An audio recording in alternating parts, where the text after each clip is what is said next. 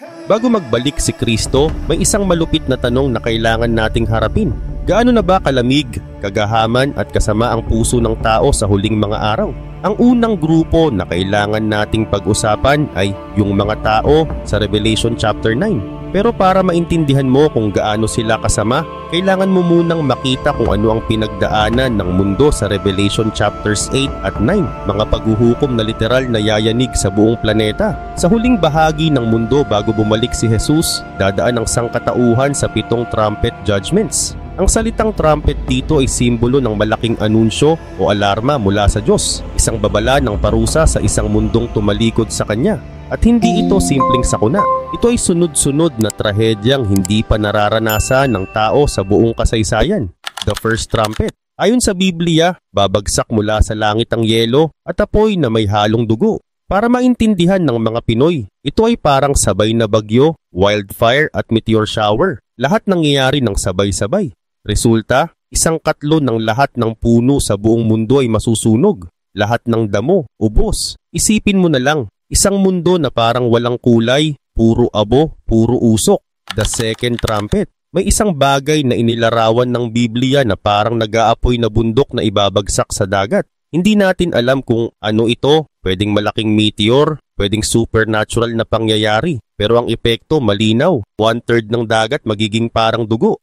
1/3 ng mga barko lulubog. 1/3 ng mga hayop sa dagat mamamatay. Isipin mo kung gaano kabaho ang dagat kapag milyon-milyong sea creatures ang sabay-sabay na namatay. The third trumpet. May isang bituin na babagsak mula langit at papangalan ng wormwood. Sa unang beses mabanggit ang salitang wormwood sa Biblia. Ito ay simbolo ng pagkalason at kapaitan. At yan mismo ang mangyayari. Lason ng tatama sa isang katlo ng mga ilog at bukal. Dahilan para maraming tao ang mamatay sa inuming tubig. The fourth trumpet. Tatamaan ng araw, buwan at mga bituin. Literal na 1/3 ng liwanag ng buong mundo ang mawawala. Isipin mong laging parang late afternoon, hindi maliwanag, hindi madilim, pero nakakatakot, parang mundo na wala ng umaga. The 5th, 6th, and 7th trumpets, the 3 woes. Ito na ang pinakamalulupit. Ang Biblia mismo ang nagbigay ng pangalan dito, the 3 woes. Ibig sabihin 3 paghuhukom na labis na kakilakilabot. At habang ang ibang paghuhukom ay pisikal na sakuna, ito, spiritual at demonic na ang sangkot. The 5th trumpet, unang woe. Sa puntong ito may isang bottomless pit o hukay na walang hanggan na bubuksan. Ang pit na ito ay lugar kung saan nakukulong ang mga demonyo ayon sa Jewish tradition at sa propesiya. Pag nabuksan ito, lalabas ang mga demonic locust. Hindi ito tipikal na locust na parang insekto sa palayan. Ayon sa Biblia, sila ay spiritual beings na ang trabaho ay pahirapan ng mga taong walang seal of God sa kanilang noo. Ang seal of God ay proteksyon mula sa Diyos. Kung wala ka nito, mararanasan mo yung torment at hindi sila pumapatay. Pinapahirapan nila ang tao sa loob ng 5 buwan. Isipin mo, gusto mo nang mamatay pero hindi ka mamatay. Ngayon, dumako tayo sa 6th trumpet. At dito napapasok ang isa sa pinaka-nakakatakot na bahagi ng Revelation. Ayon sa Biblia, 4 na nilalang ang pakakawalan. 4 na devilish mercenaries, mga demonyong matagal nang nakakulong sa ilalim ng ilog Euphrates. Sa unang banggit ng Euphrates sa Biblia, ito ay isa sa 4 na ilog ng Eden. Pero dito sa huling panahon nagiging lugar ng paghuhukom. Pag pinalaya ang 4 na ito, sila ang mamumuno sa isang hukbong inilarawan na 200 million horsemen. Isang bilang na hindi pa naririnig sa buong kasaysayan ng digmaan. 200 million. Kung pagsasama-samahin mo ang military ng maraming bansa, hindi pa rin maaabot ang numerong yan. At ang misyon nila, pumatay ng 1/3 ng sangkatauhan. Isipin mong bigla na lang mawawala ang isang katlo ng lahat ng buhay sa planeta. Lalaki, babae, bata, mayaman, mahirap, lahat tatamaan. Ito ay magiging panahon ng takot at pagkalito na hindi kayang ilarawan ng kahit anong pelikula. The 7th trumpet, ang huling paghuhukom. Pagkatapos ng lahat ng sigawan, kaguluhan at kamatayan, tutunog ang 7th trumpet. Ito na ang anunsyo na darating ang kaharian ng Diyos at magsisimula ang paghuhusga sa lahat ng bansa. Ayon sa Revelation chapter 11 verse 19, bubuksan ang templo ng Diyos sa langit at makikita ang Ark of the Covenant at susunod ang kidlat, malalakas na kulog, lindol at matinding hailstorm. Ibig sabihin, lahat ng nasa langit gumalaw, lahat ng nasa lupa yayanigin. Ang Diyos mismo na ang kumikilos at matapos ang lahat ng ito, hindi pa rin sila magsisisi. Natural, iisipin mo, grabe na tong nangyayari sa mundo, siguradong luluhod ang tao at tatawag sa Diyos. Pero hindi. Ayon sa Revelation chapter 9 verses 20 to 21, kahit matapos ang lahat ng salot, lindol, dilim, demonyo at kamatayan, hindi sila nagsisi. Hindi nila iniwan ang pagsamba sa demonyo, mga rebulto at idols, mga gawain ng karahasan, okultismo at witchcraft, magic arts, ibig sabihin mga gawaing occult, sexual immorality, pagnanakaw at kasamaan. Isipin mo kung gaano katigas ang puso ng isang tao para hindi magbago. Kahit harap-harapan na ang galit ng Diyos. Ito ang realidad ng huling panahon. Hindi lahat maghahanap ng awa. Mas marami pang lalayo. Sa huling mga araw, maraming tatalikod. Maraming hindi na makikinig sa katotohanan. Maraming pipili ng kasinungalingan kaysa salita ng Diyos. At hindi na ito bago. Si Jesus mismo, may 12 disciples pero si Judas bumagsak. Kitang-kita niya ang milagro pero nagkulang pa rin ang puso. Si King Saul, sinimulan niya ng maayos pero tumalikod. Ayon sa Biblia, ang Spirit of God ay umalis sa kanya at pinalitan ng evil spirit na nakakatindig balahibo. Ibig sabihin, kayang magsimula ng tama ang tao at matapos ng mali. Sa 2 Thessalonians chapter 2 verses 1 to 3, binalaan ni Paul ang mga taga-Thessalonica na bago dumating ang day of the Lord, may rebellion muna. Isang malawakang pagtalikod sa pananampalataya. At para mas maintindihan, ito ang unang larawan kung paano bumabagsak ang tao. Isipin mo ang isang barkong walang anchor. Hindi siya biglang nawawala. Unti-unti lang siyang inaanod palayo hanggang napakalayo na niya sa daungan. Ganyan ang apostasy. Hindi biglaan. Nagsisimula sa unti-unting pag-iwas sa panalangin. Unti-unting pagkawala ng gana magbasa ng Bible. Unti-unting paglayo sa mga God-fearing friends. Unti-unting paglapit sa mga taong walang respeto sa Diyos. At bago mo mamalayan, malayo ka na, malamig ka na, at hindi mo na maramdaman ang presensya ng Diyos. Ayon sa Hebrews chapter 2 verse 1, dapat nating pagtuunan ng lubos na pansin ang katotohanang narinig natin para hindi tayo unti-unting lumayo. Dito malinaw ang babala. Ang pagtalikod ay hindi biglaan. Nagsisimula ito sa pagpapabayaan ng relasyon natin sa Diyos. Isipin mo ang isang Kristiyanong dati ay excited pumunta sa church, araw-araw nagbabasa ng Bible at laging nagdarasal. Pero dahil sa trabaho, stress o mga panandaliang aliw sa mundo, unti-unti siyang nagiging malamig. Hindi na siya kasing gutom sa presensya ng Diyos. Hindi na mas priority ang prayer, worship o pagbabasa ng salita. At kung hayaan mo itong mangyari ng matagal, mapapalitan ng dating apoy para sa Diyos ng apoy para sa mundo. Ito ang simula ng paglayo. Tahimik, dahan-dahan pero totoo. Illustration number 2, the fantasy of false teachings. May isang lalaki na mahilig mag-travel. Adventure seeker, laging naghahanap ng bago. Isang araw pumunta siya sa isang bansa na napakaganda ng tanawin. Pero may malinaw na bilin sa lahat ng turista. Huwag kayong lalabas sa compound. Mapanganib sa labas. Pero naisip niya, ang bait naman ng mga tao dito. Ngumiti sila, nag-alok ng tulong. Ano bang masama kung lumabas ako saglit? Lumabas siya. At doon na siya napahamak. Nabiktima siya ng krimen dahil hindi niya alam na ang ngiti ng tao ay hindi laging senyales ng kabutihan. Ganyan din sa ating espiritual na buhay. Sa panahon ngayon, ang dami nang nagtuturo, nagsishare ng verse at nagsasabing Christian sila. Pero sabi sa 2 Timothy chapter 4 verses 3 to 4, darating ang panahon na ayaw na ng tao sa tunay na turo. Mas gusto nila yung nagtuturo ng gusto nilang marinig, hindi yung totoo. Dito nagsisimula ang pagtalikod kapag mas pinili ng isang tao ang malambot, magaan at masarap pakinggan na turo. Kahit taliwas ito sa salita ng Diyos. Illustration number 3, the erosion of convictions. Isipin mo ang isang matibay na fortress. Makapal ang pader, protektado, matatag. Pero araw-araw tinatamaan ng ulan, hangin, alikabok at dahan-dahang nagkakaroon ng bitak ang pader. Ganyan ang nangyayari sa puso ng isang mananampalataya kapag nasanay na siya sa kompromiso. Hindi naman siya biglang magre-rebelde. Nagsisimula lang siya sa kakaunting pag-ayon sa mundo. Peer pressure, gusto lang makisama, ayaw mapag-usapan, unti-unting pagko-compromise ng values para hindi maiba. Hanggang sa masanay siya. Hanggang sa mawala ang dating paninindigan. Sabi sa Galatians chapter 5 verse 7, maganda ang takbo mo noon. Sino ang humarang para hindi mo nasundin ang katotohanan? Minsan hindi halimaw ang humahadlang, minsan barkada, minsan trabaho, minsan relationship, minsan sarili nating pagod, sarili nating pride, at dahan-dahan nabubura ang lakas ng loob at pananampalataya.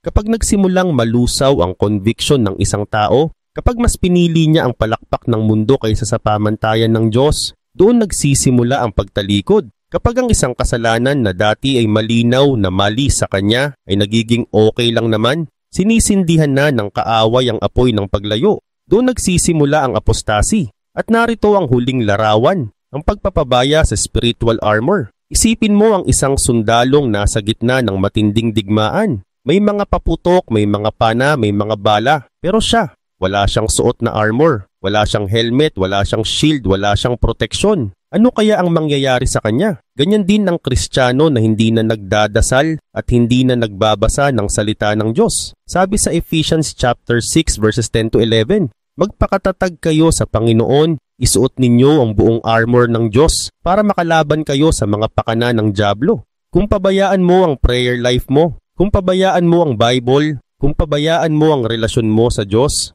para kang sundalo sa gera na walang suot na anumang proteksyon. Isang atake lang ng kaaway, bagsak ka agad. Pero ngayong pinag-uusapan natin ng mga huling araw, gusto kong palakasin ang loob mo.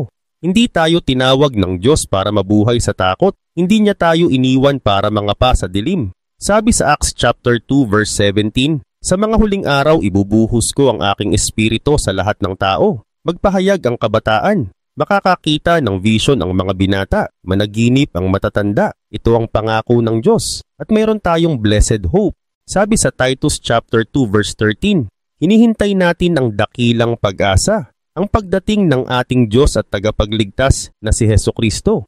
Kaya huwag kang panghinaan ng loob. Oo, gigimbal ang mundo. Oo, may mangyayaring hindi nating inaasahan. Oo, marami ang tatalikod. Pero ikaw, nakatingin ka kay Jesus. Doon nakafocus ang puso mo, hindi sa takot, hindi sa balita, hindi sa kaguluhan sa paligid.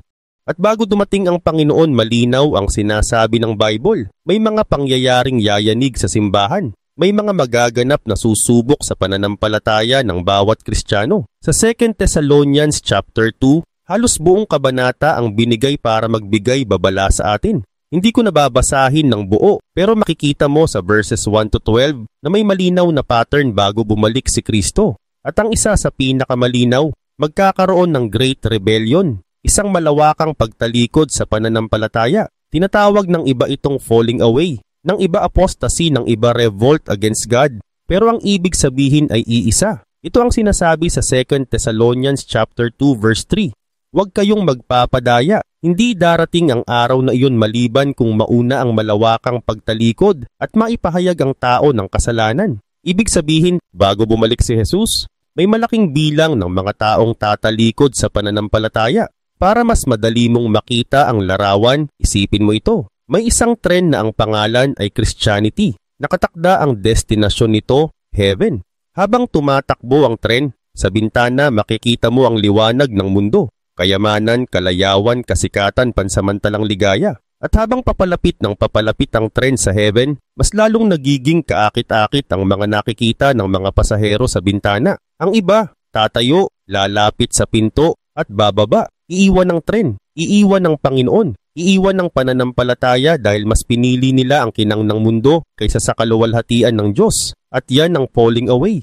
Habang papalapit ang trend sa huling istasyon, ang pagbabalik ni Jesus, may isang lalaking biglang lumilitaw sa bawat hintuan. Hindi siya basta pasahero, hindi siya tagamasid, siya ang Antikristo. At ang misyon niya, targetin ang bawat tao sa tren.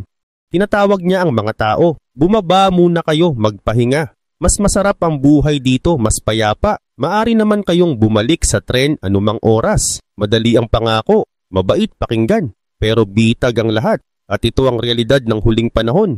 Habang lalo tayong lumalapit sa pagdating ni Kristo, mas marami ang makikitang bumababa sa tren ng pananampalataya. Mga taong matagal ng Kristiyano, mga pastor na naglingkod ng maraming taon, mga mananampalatayang nagsimula ng may apoy, pero unti-unting nanlamig at bumitaw. At hindi ito chismis, hindi ito opinyon. Ito mismo ang babala ng Biblia. Marami ang nagsisimula ng maayos, mga pastor, leaders, worship leaders, pero hindi lahat natatapos ng matibay. Hindi natin sila hinuhusgahan sapagkat lahat tayo nagkakamali. Lahat tayo may pagkakataong madulas. Pero kailangan nating makita ang katotohanan. May malaking pagkakaiba ang minsang pagkadapa sa kasalanan at ang pamumuhay sa dobling buhay. Isang pakristyano, isang pamundo. Para lalo nating maintindihan ang babalang ito tungkol sa man of lawlessness o ang Antikristo, pakinggan natin ang Amplified Translation ng 2 Thessalonians chapter 2 verses 1 to 3. Ngayon tungkol sa pagbabalik ng ating Panginoong Hesukristo at sa pagtitipon natin para salubungin siya. Huwag kayong basta matakot o magulantang dahil sa mga sinasabing propesiya, mensahe o liham na kunukunoy galing sa amin na di umano'y dumating na ang araw ng Panginoon. Huwag kayong magpapadaya ni numan sa anumang paraan dahil hindi darating ang araw na yon hanggat hindi muna nagaganap ang malawakang pagtalikod, ang Great Rebellion, ang pag-abandona sa pananampalataya ng mga taong nag-aangking Kristiyano. At pagkatapos noon mahahayag ang tao ng kasamaan, ang anak ng kapahamakan, ang Antikristo na nakatakdang wasakin.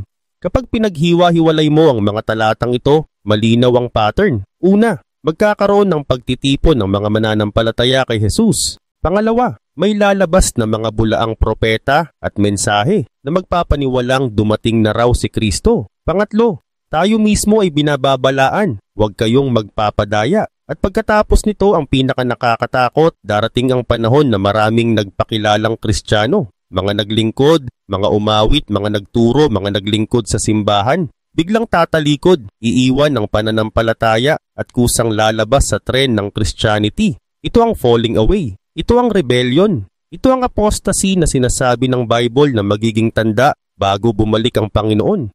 At sa tingin ko, ito ang magiging epekto ng panlilinlang ng Antikristo. May mga taong malilinlang ng hindi nila namamalayan at may mga tao namang sadyang pipiling tumiwalag. Pero alinman sa dalawang ito, ang mahalagang mensahe ko sa iyo ngayon ay simple. Huwag kang mapasama sa grupong ito. Huwag kang maging bahagi ng mga taong inilarawan ng Biblia, mga taong iiwan ng pananampalataya sa huling panahon. Kaya araw-araw, ipanalangin mo ang discernment, ang kakayahang makita ang totoo kahit magulo ang mundo. Ipanalangin mo na punuin ka ng Diyos ng Espiritu Santo para hindi ka mailihis ng kasinungalingan. Sa panahon ngayon, kailangan nating tumayo sa pinakapundasyon ng Ebanghelyo. Ang turo ng John chapter 14 verse 6 na nagsasabing, si Jesus ang daan, ang katotohanan at ang buhay at wala nang ibang paraan papunta sa Diyos maliban kay Kristo. Kung mayroon mang magsabi sa iyo na hindi ito totoo, magsinungaling man sila ng may mabait na tono, magsuot man sila ng religious mask o gumamit ng Bible verse sa maling paraan, ang totoo, sinungaling sila. Ito ang dahilan kung bakit kailangan nating kumapit sa core message ng Ebanghelyo, ang mensaheng unang ipinangaral ni John the Baptist sa Matthew chapter 3 verse 2. Magbagong buhay na kayo dahil malapit na ang kaharian ng langit. Libo-libong taon na ang lumipas, pero hindi nagbago ang mensaheng ito. Hindi mo maaaring pagsamahin ang kabanalan at kasalanan.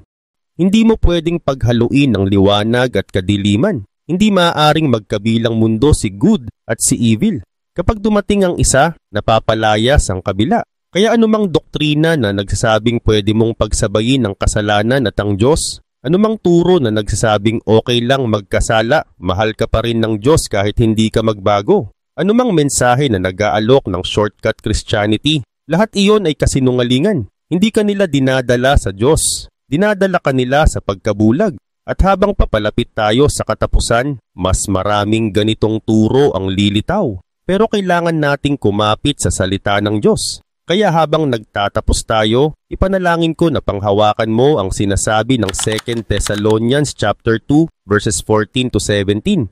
Tinawag ka ng Diyos sa pamamagitan ng Ebanghelyo para makabahagi ka sa kaluwalhatian ng ating Panginoong Hesukristo. Kaya mga kapatid, tumayo kayo ng matatag. Huwag ninyong bitawan ang mga aral na itinuro sa inyo. Maaring narinig nyo sa pangangaral o nabasa sa mga sulat. At ngayon naway si Jesus mismo. At ang Diyos Ama na nagmahal sa atin at nagbigay ng pag-asa at kaaliwan na hindi nawawala, ang siyang magpatatag sa puso nyo at magpuno sa inyo ng lakas para gawin ang bawat mabuti nyong gawain at bawat salitang lumalabas sa inyong bibig.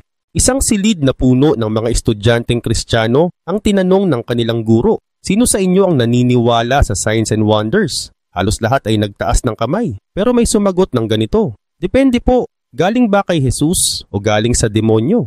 Ngumiti ang propesor at sinabi, "Hindi mahalaga kung kanino galing."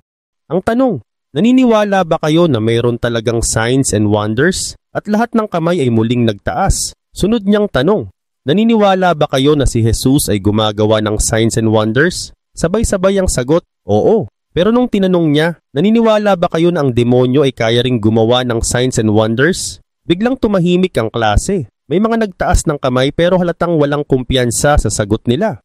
Kaya binasa ng professor ang Matthew chapter 24 verse 24.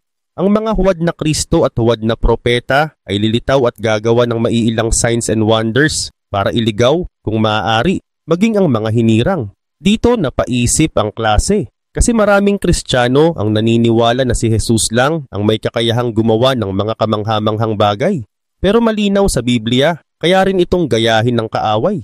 Ang sabi nga ng Diyos, "My people perish for lack of knowledge." Kapag hindi mo alam na kaya palang gumawa ng false miracles ang demonyo, paano mo malalaman kung ang milagro bang nakikita mo ay mula sa Diyos o mula kay Satanas? Sa 2 Thessalonians chapter 2 verses 9 and 10 nakasulat, ang pagdating ng taong masasama ay may kasamang kapangyarihan ni Satanas. May mga pagpapakitang tila milagro, signs and wonders at lahat ng uri ng pandaraya. Pakinggan mo yan ng mabuti. May kapangyarihan, may signs, may wonders, may deception. Hindi lahat ng kumikinang ay mula sa Diyos. Minsan, tinatakpan lang ang bitag. At sa panahon ngayon, ang pinakamalakas na sandata ng kaaway ay ito, deception. Isang kasinungalingang parang liwanag pero kadiliman pala. Isang milagro na mukhang banal pero may lason sa likod. Kaya ang tanong para sa ating mga mananampalataya, paano natin malalaman kung ang isang bagay ay mula sa Diyos o mula sa kaaway? Sa 1 John chapter 4 verses 1 to 3 ang sagot, huwag kayong maniwala sa bawat espiritu. Subukin ninyo kung sila ay mula sa Diyos. Ang espiritong nagpapahayag na si Hesukristo ay nagkatawang tao ay mula sa Diyos. Ang espiritong hindi kumikilala kay Jesus ay hindi mula sa Diyos. Ito ang espiritu ng Antikristo. Kaya malinaw ang instruction. Test the spirits, huwag agad palakpakan, huwag agad maniwala, huwag agad mag-amen. Una, manalangin ka muna. Kung ang espiritu ay malinaw na kumikilala kay Jesus, kung ipinapahayag nitong si Kristo ang Panginoon, kung ang lumalabas sa mensahe ay papunta sa krus at hindi sa tao, yun ay mula sa Diyos. Pero kung ang mensahe ay tungkol sa tao, kung ang sentro ay tingnan nyo ako, kung ang resulta ay papuri sa nagpapakita ng milagro at hindi kay Jesus Christ, hindi iyon mula sa Diyos. Dito mo rin masusukat ang motibo. Maraming milagro sa mundo ang umiikot sa apat na bagay: pera, fame, pleasure at power. Ito ang apat na gustong ibigay ng demonyo sa mga taong nagpapagamit sa kanya. Pero ang mga tunay na lingkod ng Diyos ay hindi umiikot sa apat na yan.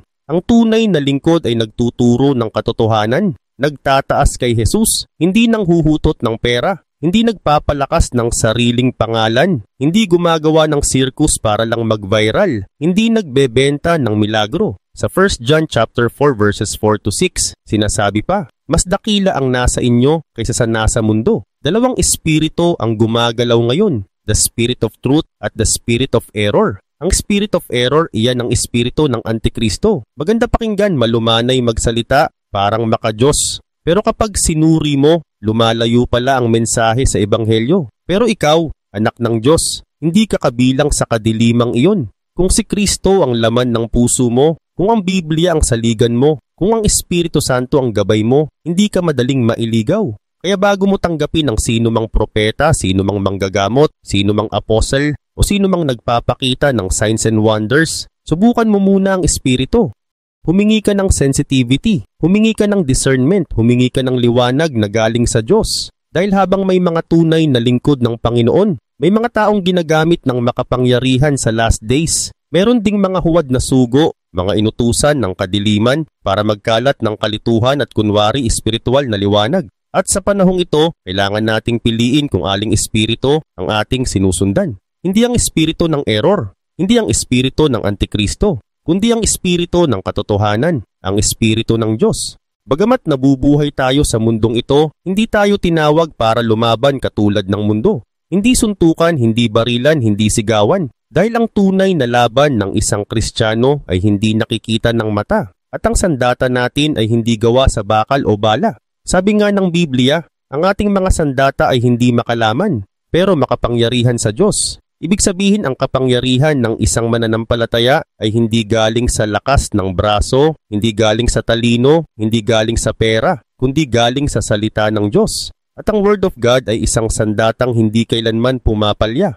Kahit ano pang laban ang harapin mo, problema sa buhay, takot, guilt, temptation, spiritual attacks, ang Panginoon ang may final say. Kaya kung ikaw ay nasa gitna ng laban ngayon, kung hindi mo alam saan ka tatayo, kung hindi mo alam paano lalaban, ang sagot ay simple, magtiwala sa Diyos, magtiwala sa salita niya, magtiwala sa mga pangako niya, at makikita mo sa takdang panahon, ikaw ang magtatagumpay. Pero tandaan mo ito, walang taong sobrang banal, sobrang okay, o sobrang lakas kay Lord na wala nang inaayos sa sarili. Lahat tayo may tinatagong kahinaan. Lahat tayo may private struggle. Lahat tayo may lihim na laban. Sabi sa Galatians chapter 5 verse 24, ang mga tunay na kay Kristo ay ipinako na ang laman kasama ang masasamang pagnanasa nito. Ang ibig sabihin nito ay simple. Kilalanin mo kung ano ang kasalanang inaatake ka. Alamin mo kung ano ang desire na hindi galing sa Diyos. At piliin mong tumanggi. Piliin mong sabihing, mas mahal ko ang Diyos kaysa sa tukso. Doon nagsisimula ang tunay na pagbabago. Doon nagsisimula ang crucifixion ng flesh. At para malaman mo kung ano ang stronghold sa buhay mo, kung alin ang paulit-ulit na inaatake ng kaaway,